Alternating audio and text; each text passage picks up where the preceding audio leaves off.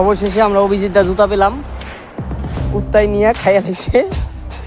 এই যে আমরা দুজন খুঁজতে পাইছি অভিজিৎ দা জুতা, বেল্ট পাওয়া যেতেছে না।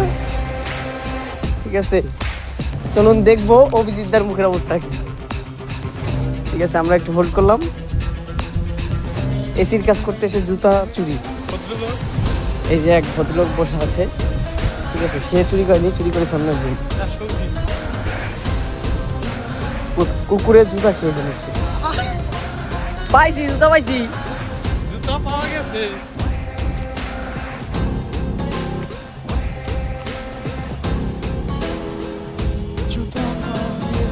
জুতা পাওয়া গেছে।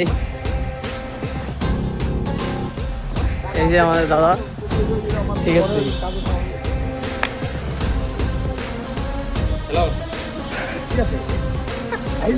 হ্যাঁ, বেল্ট খেলিছি।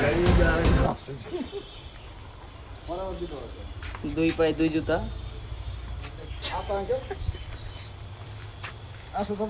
ফিলিংস কেমন? Good good.